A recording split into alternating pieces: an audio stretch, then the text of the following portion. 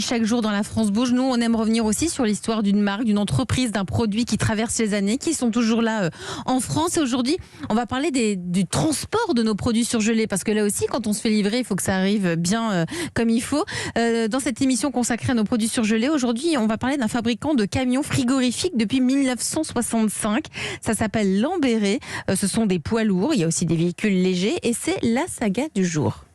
Europe 1. La France bouge, la saga. Bonjour Quentin Paillet. Bonjour Elisabeth. Alors aujourd'hui, on part entre Bourg-en-Bresse et Mâcon. Là-bas, on trouve une entreprise, Lambéré, qui fabrique des camions frigorifiques. Oui, l'entreprise est créée par Marius Lambéré en 1935. C'est d'abord une entreprise de carrosserie industrielle. C'est l'époque où le transport routier se développe. Il faut adapter les fourgons au transport de marchandises, mais ça n'est pas encore l'heure du transport frigorifique. Tout change en 1965, comme nous l'explique Cyril Abeg, directeur général de Lambéré.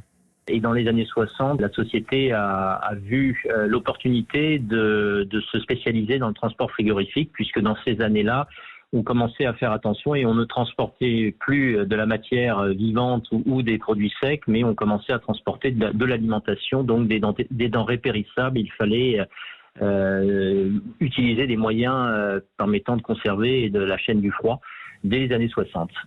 Alors des camions frigorifiques, d'accord, mais moi j'ai l'impression qu'on en croise tous les jours sur la route. C'est quoi? Ce sont des camions particuliers? Alors à l'intérieur des véhicules, ce sont des mousses isolantes en polyuréthane, enrobées de panneaux en polyester. Cela permet l'isothermie, la conservation du froid. On a énormément fait évoluer les possibilités, les performances et puis surtout la complexité qu'il y a à l'intérieur d'un camion frigorifique, parce qu'à l'époque c'était relativement simple, c'était une grande caisse.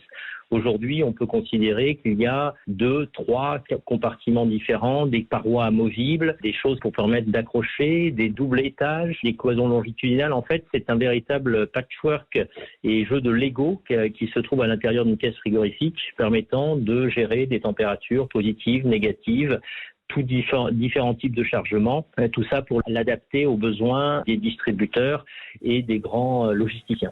Alors globalement, Lambéré produit 2 gammes de véhicules, des utilitaires, des petits véhicules pour des traiteurs par exemple, et des semi-remorques pour des groupes de la grande distribution comme Intermarché ou le transporteur Steph.